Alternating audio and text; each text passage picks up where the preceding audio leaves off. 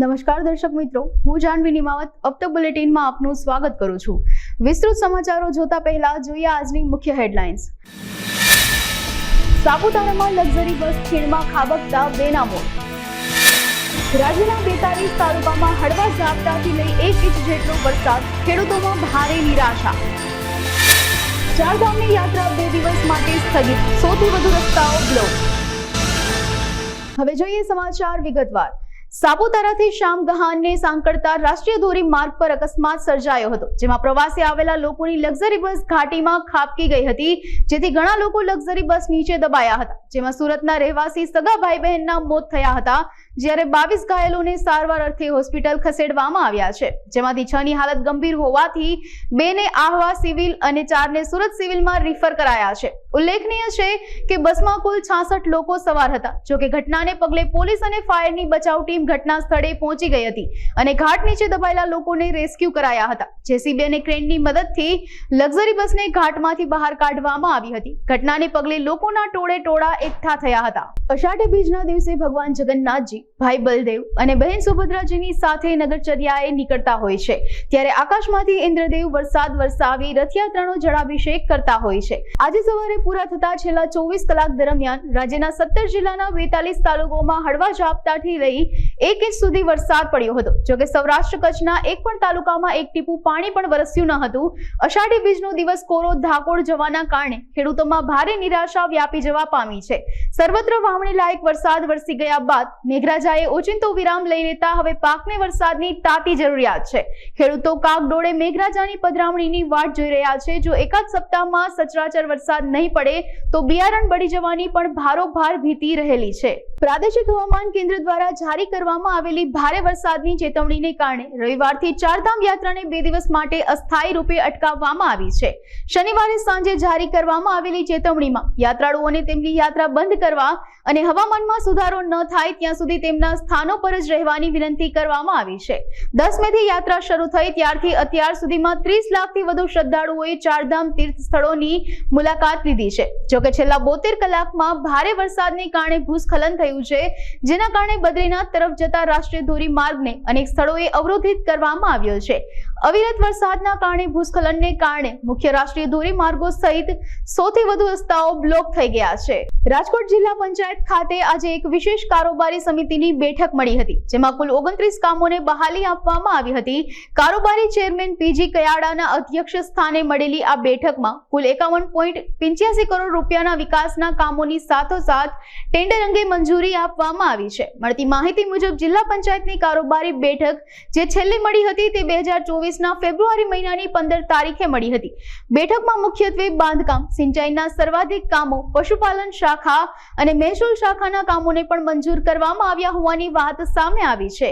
આજે સિંચાઈ અને બાંધકામના બંને થઈને 52 કરોડ જેવા કામોને બહાલી આપવામાં આવી છે।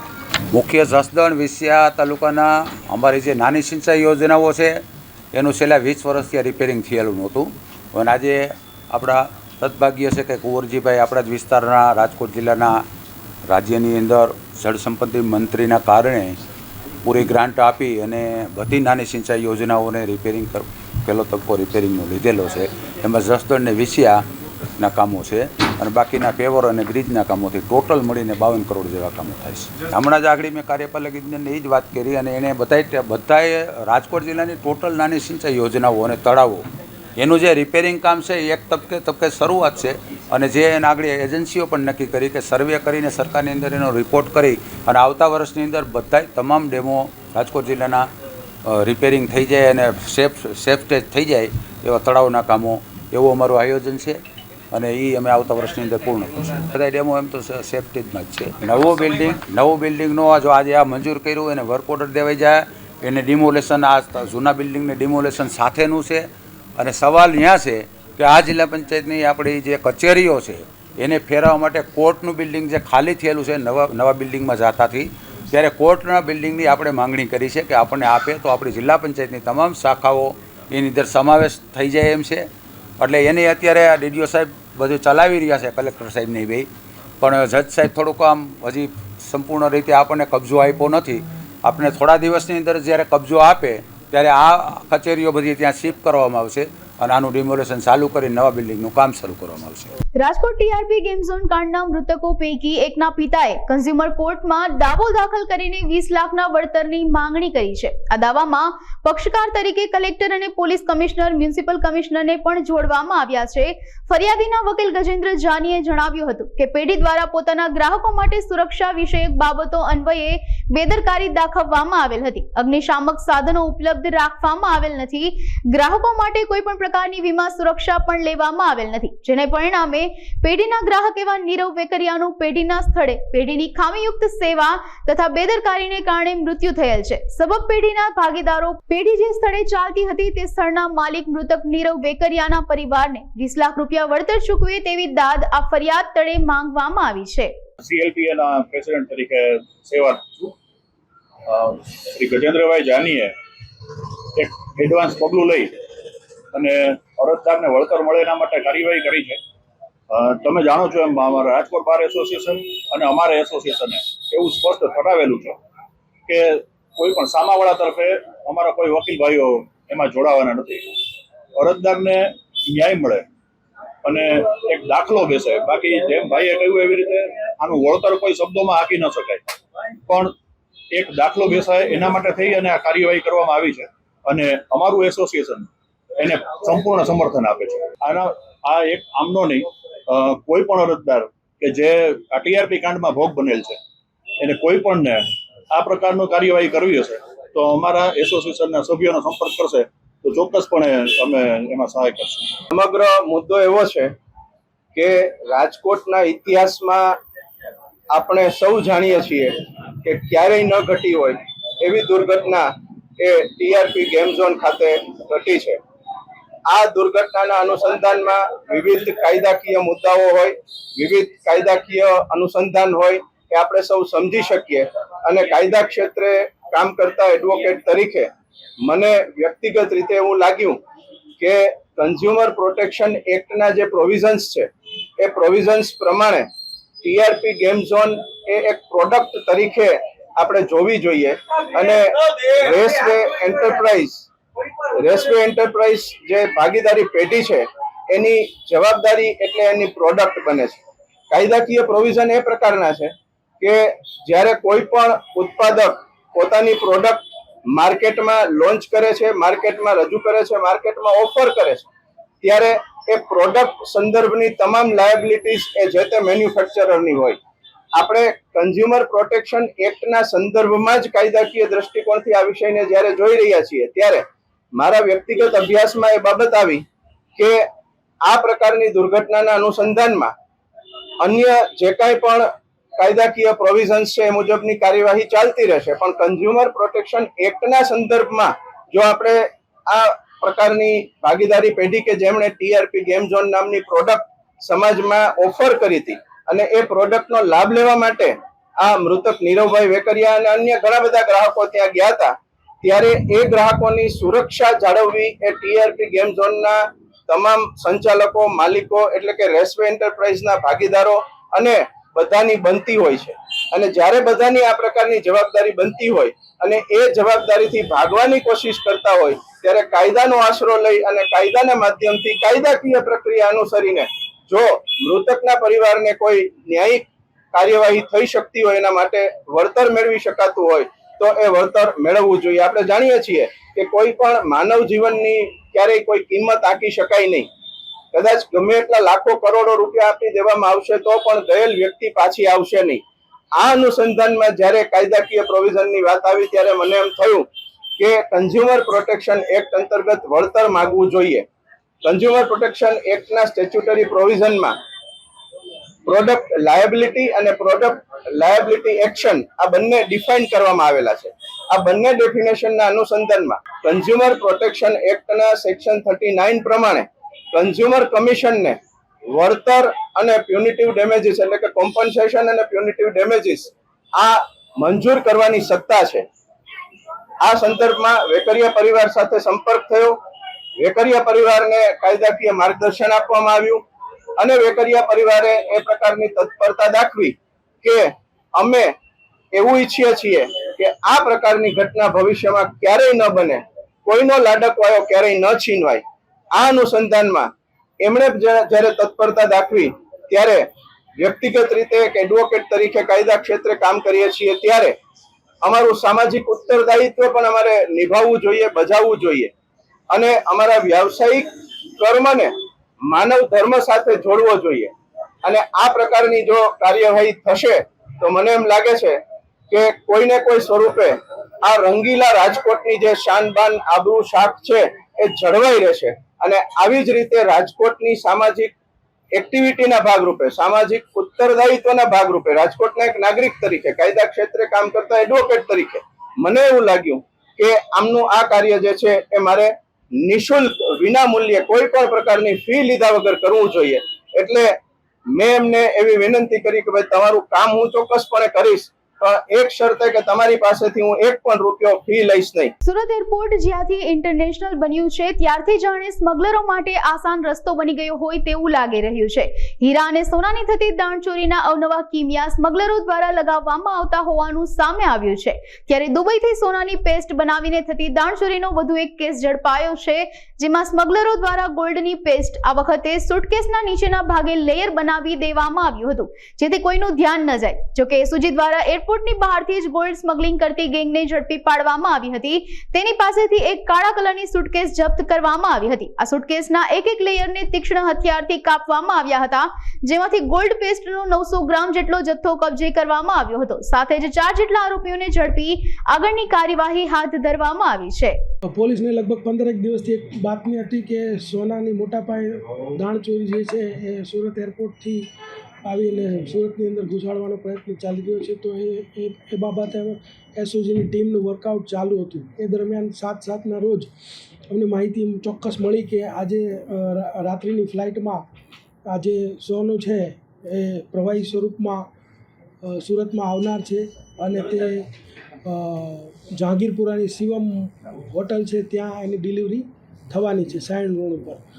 તો અમારી ટીમ પહેલેથી જ ત્યાં વોચમાં હતી. એ દરમિયાનમાં ત્યાં જે શખ્સો છે જેની અમે વોચ કરી રહ્યા હતા એ લોકો ડિલિવરી આપવા માટે આવ્યા અને ડિલિવરી લેનાર એમ અને ડ્રાઈવર એમ કરી અને એક કપલ અને 2 માણસો બીજા એમ કરી 4 આરોપી સોનાના 924 ગ્રામ જથ્થા સાથે ટોટલ એના કિંમત થાય છે 64,89,000.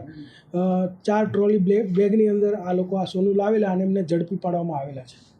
અગાઉ જે અત્યારે પ્રારંભિક જે અમે પૂછપરછ કરી તો એક જે સાકિબ અબ્દુલ સમદ બેમાત છે કે જેનું આ રોકાણ હતું પૈસાનું, એણે 3 મહિનાથી આ પ્રવૃત્તિ કરી રહ્યો એવું માલુમ પડેલું છે, પરંતુ ડિટેલમાં અત્યારે અમારી તપાસ જે છે એ ચાલુ છે.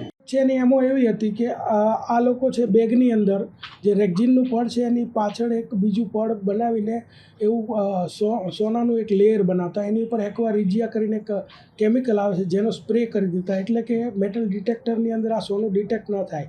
ચોક્કસ બાતમી હોય તો જ આ સોનું પકડી શકે, બાકી કોઈ આ પકડાવાનો ચાન્સીસ હતો નહીં. એસઓજી પાસે ચોક્કસ બાતમી હતી એટલે આ સોનું પકડાઈ ગયું છે. અને એમાં એવું છે કે જે રેક્ઝિન ની પાછળ જે પડ હોય છે પડ કાઢી અને અહીંયા ગાળવામાં આવે એટલે એનું સોનાનું જથ્થો એની અંદર તૈયાર થતો હોય છે. લિક્વિડ ફોર્મ એટલે એક પેપર ટાઈપ, ટૂંકમાં રેક્ઝિનની પાછળ એક એવું પડ બનાવવામાં આવે ને એની ઉપર બ્લેક કલરનું પડ ચડાવી દેવામાં આવે અને એક્વા રિજિયા નામનું મટીરિયલ એની ઉપર છાંટેલું હોય છે, એટલે મેટલ ડિટેક્ટરમાં ડિટેક્ટ ન થાય એટલે એરપોર્ટથી તેલો તો નીકળી જાય અને જો ચોક્કસ બાતમી ન હોય તો તેને પકડી શકાય નહીં. એ પ્રકારનું આ મટીરિયલ હોય છે. પોરબંદર લોકસભા સીટ પર ચૂંટાયેલા કેન્દ્રીય શ્રમ અને રોજગાર મંત્રીએ વંથલીના ટીકર અને આખા તેમજ કેશોદના બામણાસા અને બાલાગામની મુલાકાત લીધી હતી. ખેડૂતોએ ઓઝત નદી ઊંડી પહોળી કરવા, પૂરથી નદીના પાળા તૂટવાની મુશ્કેલી દૂર કરવી, ખેતીની જમીન અને પાકના ધોવાણ તેમજ પાક બળી જતા પાકને થતા નુકસાનનું વળતર ચૂકવવું, પાણીના પૂરનો ઝડપથી નિકાલ કરવો તેમજ ઉપરવાસમાં છોડાતા કેમિકલ્સથી પાકને થતા નુકસાન અટકાવવા માંગ કરી હતી. બાલાગામ ખાતે યોજાયેલી સભામાં ખેડૂતો અને ગ્રામ પંચાયત દ્વારા ગ્રામજનોને ચોમાસામાં પડતી મુશ્કેલી દૂર કરવા લેખિત રજૂઆત કરી હતી. આ તકે કલેક્ટર, ડીડીઓ, ટીડીઓ, મામલતદાર, જિલ્લા તાલુકા વહીવટી તંત્ર, માણાવદર અને કેશોદ ધારાસભ્ય, દરેક ગામના સરપંચ સહિત મોટી સંખ્યામાં ખેડૂતો અને ગ્રામજનોએ હાજરી આપી હતી. જૂનાગઢ પંથકમાં રાજકોટમાં ભારે વરસાદ થતા કેશોદ, માંગરોળ, કુતિયાણા અને પોરબંદર વિસ્તારનો જે ઘેડ પંથક છે એમાં પૂર આવ્યું હતું. કેટલીક નદીઓના પાળા તૂટી ગયા હતા અને પાળા તૂટીને પાણી ખેતરોમાં જતા ખેતરોને પણ નુકસાન થયું હતું. આ પરિસ્થિતિને તાગ મેળવવા માટે મારા મત વિસ્તારના ગામડાની મેં પ્રત્યક્ષ મુલાકાત લીધી. વહીવટી તંત્ર સાથે સમીક્ષા બેઠક કરી. તાત્કાલિક રસ્તાના મરામતના કામો, પાળા રિપેરિંગના કામો અને ફ્લડના હિસાબે કિસાનોના પાકને જે નુકસાન થયું છે એ નુકસાનીનો તાત્કાલિક સર્વે થાય અને કિસાનોને તાત્કાલિક અસરથી વળતર મળે એના માટે પણ અધિકારીઓને સૂચનાઓ આપી છે. મોરબી માળિયા મિયાળા તાલુકામાં આવેલ ખાકરેજી ગામે વર્ષ 2014માં 2 ખેત શ્રમિક દ્વારા સોનાની 2 વીંટી તથા મોબાઈલની લૂંટ કરી તીક્ષ્ણ હથિયાર વડે ગંભીર ઈજા પહોંચાડી નિર્મમ હત્યાનો બનાવ સામે આવ્યો હતો. આ ગુનામાં મોરબી સેશન્સ કોર્ટ દ્વારા એક ખેત શ્રમિકને દસ્તાવેજી તથા મૌખિક પુરાવાને આધારે દોષિત જાહેર કરી આજીવન કેદ તથા દંડની સજા ફટકારવામાં આવી છે, જ્યારે બીજા ખેત શ્રમિકને શંકાનો લાભ આપી નિર્દોષ છોડી મૂકવાનો આદેશ કરાયો છે. આજે અમારા પ્રિન્સિપલ ડિસ્ટ્રિક્ટ જજ સાહેબ દેવધરા સાહેબની કોર્ટમાં 2 અલગ અલગ IPC 302ના ગુનામાં આરોપીઓને તકસીરવાન ઠેરવા છે. એમાં એક ગુનાની અંદર પંકજ બહાદુર અને બીજો આરોપી છે કાળુભાઈ વરસીભાઈ. આ 2 આરોપીઓ પૈકી જે પંકજ બહાદુર છે એ ફરિયાદ ગુજરના રમેશભાઈની વાડીમાં કામ કરતો હતો અને એમાં પૈસાની લેતી દેતી બાબતનો પ્રશ્ન ઊભો થયો એટલે એને બીજો આરોપી કાળુ છે એને બોલાવી 2 દિવસ પહેલાં અને પ્લાનિંગ કરી રાત્રે રમેશભાઈ ઘરે આવે છે અને બોથડ પદાર્થથી મારી નાખવામાં આવે છે.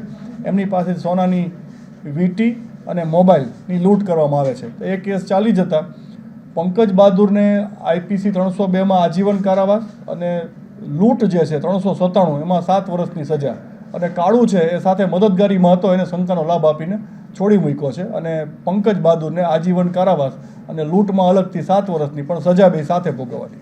નામદાર કોર્ટે એને 10,000નો દંડ કર્યો છે અને 60 દિવસની ન ભરે તો 60 દિવસથી વધુ એને સજા કરી છે. અને જે પુરાવો છે એની અંદર મૌખિક 17 પુરાવા અને દસ્તાવેજી 27 પુરાવા. આટલા ડોક્યુમેન્ટરી એવિડન્સને ધ્યાને લઈ અને 10,000 રૂપિયા દંડ પણ કર્યો છે. 10,000 રૂપિયા ન ભરે તો વધુ 60 દિવસની સજા.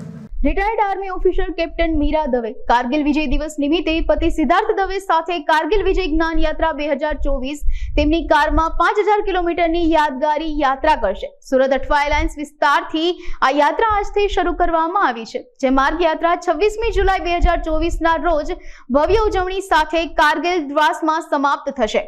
સુરત શહેરમાં રહેતા ભારતીય સેનાના નિવૃત્ત અધિકારી મીરા દવે પતિ સિદ્ધાર્થ દવે સાથે તેમની કારમાં યાદગાર માર્ગ યાત્રા આજથી શરૂ કરી છે, જેની પાછળનું કારણ કારગિલ વિજય દિવસ છે. 26મી જુલાઈ 2024ના રોજ કારગિલ વિજય દિવસની 25મી વર્ષગાંઠ છે, જેને યાદગાર બનાવવા માટે કેપ્ટન મીરા દવે આ યાત્રાની શરૂઆત કરી છે. તેઓ 26 જુલાઈના રોજ કારગિલ ખાતે કારગિલ યુદ્ધ દરમિયાન ભારતીય સશસ્ત્ર દળોની બહાદુરી અને બલિદાનનું સન્માન કરશે અને ભારતની જીતની 25મી વર્ષગાંઠની ઉજવણી કરશે. જય હિન્દ. મારું નામ છે કેપ્ટન મીરા સિદ્ધાર્થ દવે. હું ઇન્ડિયન આર્મીની રિટાયર્ડ ઓફિસર છું. કારગિલ વિજય દિવસ અનુરૂપ કયા કાર્યક્રમમાં આપના તરફથી કરવા જઈ રહ્યા છો? જી, હું અને મારી સાથે મારા ગુરુદેવ મારા પતિદેવ શ્રી સિદ્ધાર્થ દવેજી અમે કારગિલ વિજય જ્ઞાન યાત્રાનું આયોજન કર્યું છે, જેનો હેતુ છે કે આ 26 જુલાઈએ કારગિલ યુદ્ધના 25 વર્ષ પૂર્ણ થાય છે. એને શ્રદ્ધાંજલિ આપવા માટે અમે સુરત ગુજરાતથી લઈને જયપુર, શ્રી ગંગાનગરમાં સ્થિત લાલગઢ જટ્ટા જે પાકિસ્તાન રાજસ્થાન બોર્ડર પાસે છે ત્યાં, ભટિંડા, બરનાલા, અમૃતસર, જમ્મુ, શ્રીનગરથી લઈને દ્રાસ કારગિલમાં જે વોર મેમોરિયલ છે ત્યાં આ 25 દિવસની આ યાત્રા 2500 કિલોમીટર અમે ટ્રાવેલ કરવાના છે અમારી ગાડીમાં. અને આ આખી યાત્રા દરમિયાનમાં જે સ્ટોપ્સ છે ત્યાં અમે યુનિવર્સિટીના સ્ટુડન્ટ્સ સાથે અને નાગરિક સાથે આપ સૌ મીડિયાના માધ્યમથી અમે એમની સાથે ઇન્ટરેક્ટ કરવાના છે. એની પાછળનો મૂળ બે ઉદ્દેશ્ય છે. એક એ છે કે કઈ રીતે આપણા વીરોએ વીરગતિ પ્રાપ્ત કરી, પોતાનું બલિદાન આપીને આપણા ભારતની રક્ષા કરી કારગિલ યુદ્ધમાં, એમને શ્રદ્ધાંજલિ આપવાની છે અને એમના આ વીર સ્મરણો કરવાના છે. સાથે સાથે કઈ રીતે એક નાગરિક તરીકે તમે પોતાનો ધર્મ નિભાવી શકો, તમે એક સૈનિક તરીકે પોતાના દેશની રક્ષા કરી શકો. ઇન્ટરનલ સિક્યોરિટીમાં તમે તમારા આંખ અને કાન ખુલ્લા રાખી સતર્ક થઈ, જે રીતે ચરવૈયાએ કારગિલ યુદ્ધમાં સતર્કતા દેખાડી, તમે પણ સતર્ક થઈને તમારી દેશની રક્ષા કરી શકો. એની પાછળનું આ આખો ઉદ્દેશ્ય છે. મોરબીના વિસીપુરા વિસ્તારમાં કાંજીભાઈ ચાવ મિત્રને ભાડે આપેલ મકાન ખાલી કરવાનું કહેવા આરોપી સમીર શાહ યાકુબ શાહ શાહમદારના ઘરે ગયા હતા, જે બાબતે આરોપીને સારું નહીં લાગતા જેનો ખાર રાખી આરોપી સમીર શાહ તથા તેની સાથે અન્ય એક આરોપી સિકંદર અલાઉદ્દીન કટિયાએ મૃતક કાંજીભાઈ ચાવને છાતીમાં છરીનો જીવલેણ એક ઘા મારી મોત નિપજાવ્યું હતું. ઉપરોક્ત હત્યાના બનાવનો case Morbi principal district and sessions કોર્ટમાં ચાલી જતા સરકારી વકીલ વિજયભાઈ જાનીની ધારદાર દલીલો તેમજ 30 મૌખિક પુરાવા અને 24 દસ્તાવેજી પુરાવાને ધ્યાને લઈ મોરબી કોર્ટ દ્વારા આરોપી સમીર શાહ યાકુબ શાહ શાહમદારને આજીવન કેદ તેમજ ₹10,000ના દંડની સજા ફરમાવવામાં આવી હતી, જ્યારે તેની સાથેના તથા બીજા આરોપી સિકંદર અલાઉદ્દીન કટિયાને શંકાનો લાભ આપી નિર્દોષ છોડી મૂકવાનો આદેશ ફરમાવવામાં આવ્યો હતો. આજે બીજા એક કેસમાં સમીર શાહ અને બીજો આરોપી સિકંદર, આ બે સામે IPC 302 મુજબનો ગુનો દાખલ થયેલો જે તે વખતે. એમાં સમીર શાહને નામદાર કોર્ટે IPC 302માં તકસીરવાન ઠેરવી આજીવન કારાવાસની સજા આપી છે અને સિકંદરને શંકાનો લાભ આપ્યો છે. સમીર શાહ છે એણે ચાકુના માધ્યમથી ગુજરનાર જે કાનો કરીને હતો એનું મૃત્યુ નિપજાવેલું અને એની અંદર 24 મૌખિક પુરાવા અને 30 દસ્તાવેજી પુરાવાઓને ધ્યાને લઈ અને નામદાર કોર્ટે સમીર શાહ વિરુદ્ધ IPC 302 માની છે અને એમાં આજીવન કારાવાસની સજા આપી છે. જળસિંચન મંત્રી કુંવરજી બાવળિયા જૂનાગઢ જિલ્લાના આંબાજર ડેમની અને સંતોની મુલાકાત બાદ અમરેલીની મુલાકાતે પહોંચ્યા હતા, જ્યાં ધારીના ગળધરા ડેમની સમીક્ષા કરી હતી. અમરેલી સર્કિટ હાઉસ ખાતે એક મીટિંગમાં હાજરી આપી હતી. તે દરમિયાન મીડિયાને જણાવતા કહ્યું હતું કે તેઓ સત્તાધારના આંબાજળ અને ત્રાફાવડ ડેમની મુલાકાત કરી ડેમની સમારકામ તાત્કાલિક પૂર્ણ થાય તે વિશે ચર્ચાઓ કરી હતી. ત્યારબાદ અમરેલીના ધારી ગળધરા ડેમની પણ મુલાકાત લેતા જાણવા મળ્યું હતું કે ગળધરા ડેમ 30% જેટલો ભરાયો છે અને ત્યાંથી ભાવનગર રંધોળા ડેમની મુલાકાતે જવા રવાના થયા હતા. આજે વહેલી સવારે જૂનાગઢથી નીકળી અષાઢી બીજ પવિત્ર દિવસ સત્તાધાર જગ્યામાં પૂજ્ય સંતોનું આમંત્રણ હતું. સાથે કાળુ બાપુ જેમની ધ્વજારોહણ પણ ત્યાં સત્તાધાર મુકામે હતું. સૌ સંતોની અને સૌ ભક્તો અને શ્રદ્ધાળુઓ ખૂબ મોટી સંખ્યામાં ત્યાં સત્તાધાર ખાતે એકત્રિત થયેલા. દર્શન કરીને સૌને મળીને એની બાજુમાં જ જૂનાગઢ જિલ્લાનો મારા વિભાગનો આંબાજર ડેમ, એની બાજુમાં ત્રાફાવડ ડેમ કે જે બંને ડેમોની મુલાકાત લેતા બંને જગ્યાએ કામ ચાલુ હતા એ સમયસર પૂર્ણ થાય અને બંને ડેમો આગામી દિવસમાં ચોમાસામાં બંનેનું પાણી તો આવ્યું છે, પણ ચોમાસા પહેલાં એટલે કે વધારે ડેમ ભરાય ત્યાર પહેલાં જે કંઈ રિનોવેશન કરવાનું તે પૂર્ણ થાય એના ભાગે બંને ડેમોની મુલાકાત લીધી. ત્યાર પછી ધારીની બાજુમાં જે ખાસ કરીને ચલાલા, અમરેલીના અને કેટલાક અમરેલી જિલ્લાના ગામડાઓ, વિસાવદર જિલ્લાના ગામડાઓ કે જ્યાં પીવાના પાણીની યોજના ખોડિયાર ડેમ આગળથી બનેલી છે, ત્યાં ખોડિયાર ડેમ ઉપરની પણ મુલાકાત લીધી. ત્યાંથી પાણી પુરવઠાની યોજનાના માધ્યમથી જે લગભગ 95 જેવા ગામોમાં ત્યાંથી પાણી અપાય છે, એમાં ચલાલા સહિત અમરેલી સહિતના પાણી પુરવઠાની યોજનાની મુલાકાત લીધી. ખોડિયાર ડેમ જેમાં લગભગ જેને કહેવાય રિનોવેશનનું કામ પૂર્ણ થવા આવ્યું છે. વરસાદ ખૂબ સારો થતાં 30% જેવો ડેમ પણ પાણી ભરાણો છે. આ બધાની મુલાકાત લીધી પછીથી ધારીથી અમરેલી ખાતે ખાસ કરીને આ વિસ્તારની અંદર પણ હું વિસ્તારના સૌ કાર્યકરોને, આગેવાનોની શુભેચ્છા મુલાકાતે અહીં મુલાકાત લઈને હું આગળ ભાવનગર જિલ્લામાં રંઘોળા ડેમની મુલાકાતે જવાનો છું. આમ મારા વિભાગની સિંચાઈની યોજના અને પાણી પુરવઠાની યોજનાઓ એની મુલાકાત, આગામી ચોમાસાને ધ્યાનમાં રાખીને જે કંઈ ડેમની સેફટી સલામતી એ પણ અમારા અધિકારીઓ સાથે રાખીને મુલાકાત લીધી. અમરેલી જિલ્લામાં પણ પીવાના પાણી માટેની આગામી દિવસોમાં સમસ્યા ન થાય અથવા તો મુશ્કેલી ન પડે એ માટે જે કાંઈ સુધારણાની યોજનાઓ ચાલે છે એ સુધારણાની યોજનાઓ સમયસર પૂર્ણ થાય અને પીવાના પાણી માટે અમરેલીના મોટાભાગના વિસ્તારમાં મુશ્કેલી ન પડે એની આજની મારી મુલાકાત અને આજનું અમરેલીની ખાસ કાર્યકરોની મુલાકાત, શુભેચ્છા મુલાકાતે અમરેલી જિલ્લામાં આવ્યો છું. ધોરાજીની ભારત વિકાસ પરિષદ નામની સેવાકીય સંસ્થા હંમેશા માટે સેવાના કાર્યોમાં અગ્રેસર રહેતી હોય છે. ત્યારે હાલ શહેરમાં ઠેર ઠેર વૃક્ષ વાવવાની કામગીરી ચાલી રહી છે.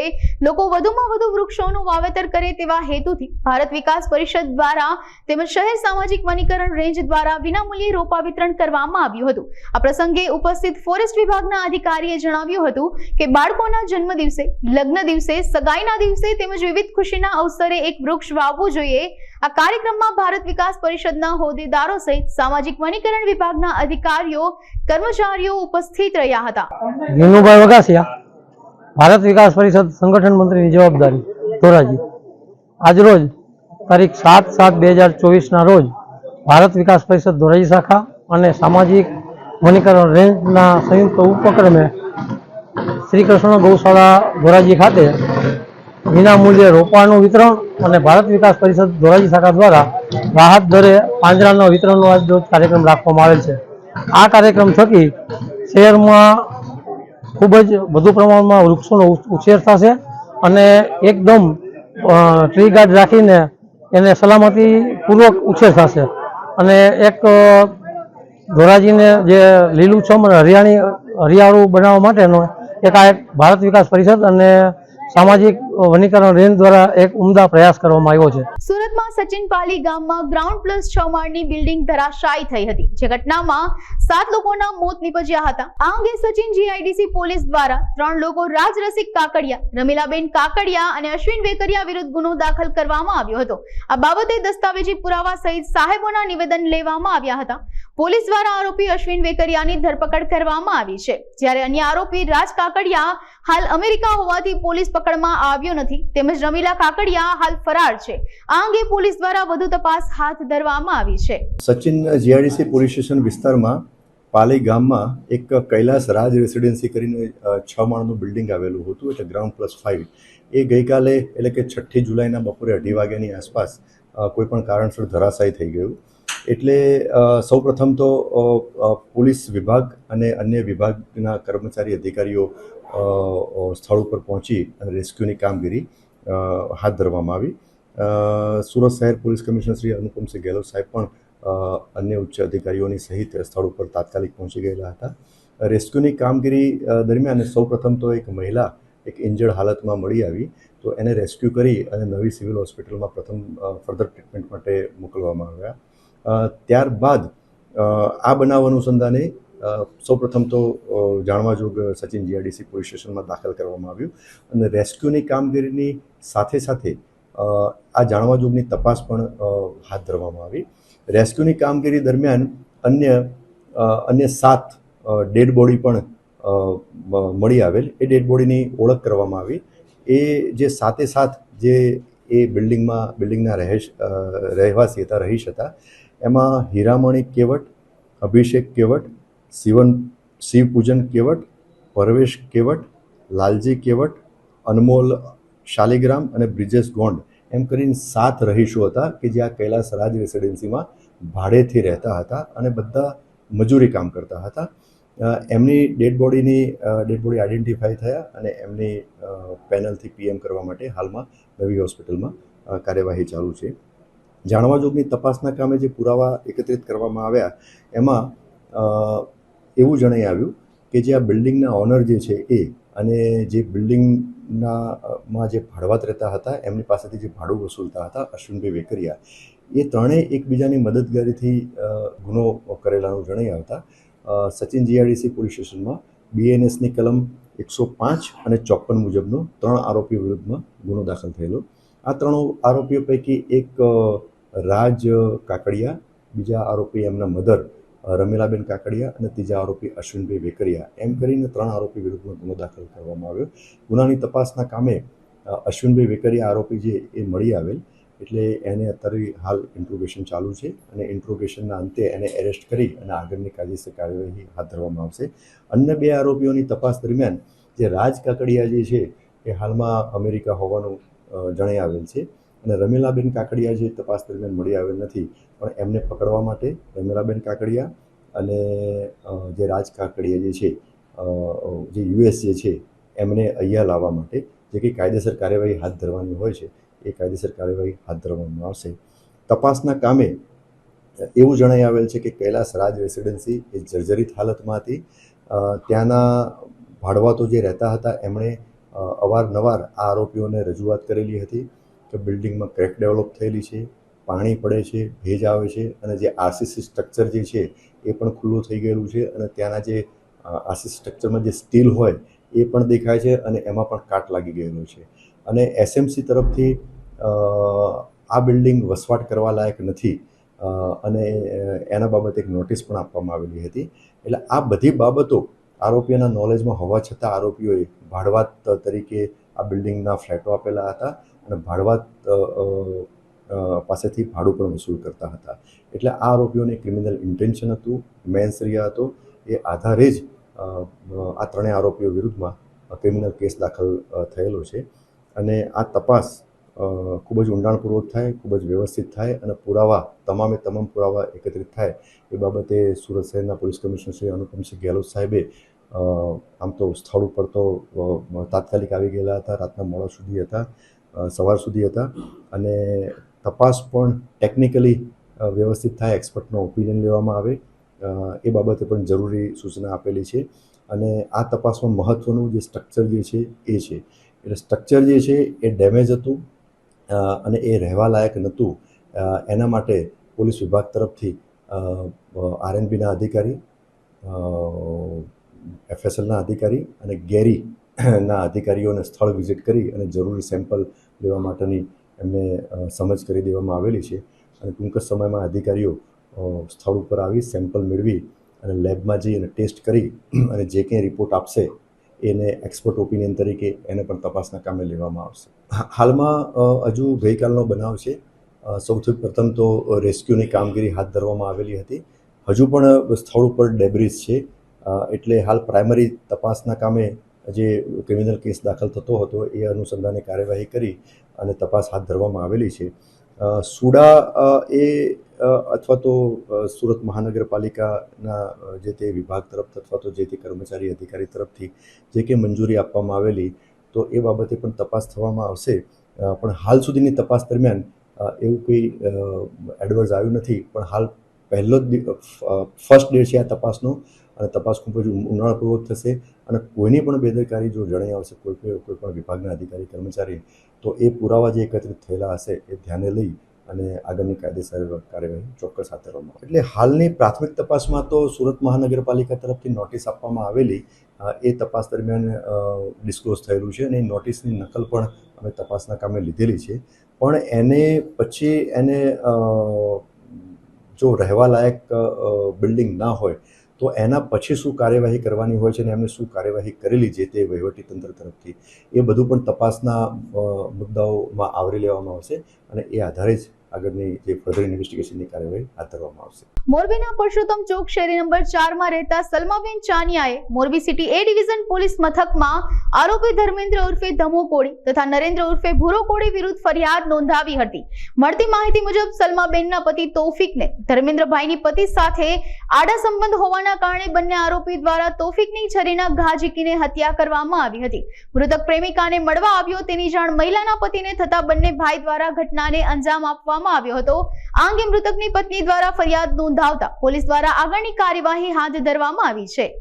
ગત તારીખ 7/7/2024 ના રોજ સવારના 5:30 વાગ્યાના સુમારે ખાટકીપરા પાસે એક ખૂનનો બનાવ બનેલો છે. જે ગામે તૌફિકભાઈ ઉર્ફે ભૈલો ઇબ્રાહીમભાઈ ચાનિયા નાઓનો ખૂન કરવામાં આવેલ છે. આ કામે તૌફિકભાઈના પત્ની સલમાબેન નાઓની ફરિયાદ લઈ મોરબી સિટી ડિવિઝન પોલીસ ખાતે ધોરણસર ગુનો દાખલ કરવામાં આવેલ છે. જે ગુનાની ફરિયાદ મુજબ આ કામના આરોપી ધર્મેન્દ્ર ઉર્ફે ધમુ જગદીશભાઈ કોળી તથા નરેન્દ્ર ઉર્ફે ભૂરો જગદીશભાઈ કોળી આ 2 આરોપીઓ થાય છે, જેમાં આરોપી નંબર 1ના પત્ની સાથે મરણ જનારને પ્રેમ સંબંધ હોય, જેના સંદર્ભે અગાઉ પણ ઝઘડા થયેલા હોય, તેનો ખાર રાખી આરોપીઓએ ભેગા મળી અને ફરિયાદીનું મરણ નિપજાવેલ હોવાનું પ્રાથમિક તપાસમાં ધ્યાને આવેલ છે. જે આ બંને આરોપીઓ છે ના સંભવિત આશ્રય સ્થાનો ઉપર તપાસ કરાવવા છતાં મળી આવેલ નથી. તપાસ હજી જારી. એમને પેલા ટક્કર મારીને પાડી દેવામાં આવેલ હતા. ત્યાર પછી ફરી અને લાકડાના ધોકા વડે માર મારી અને મરણ નિપજાવેલ. હાલ સમાચારોમાં બસ આટલું. વધુ સમાચારો માટે જોતા રહો અબ તક. નમસ્કાર.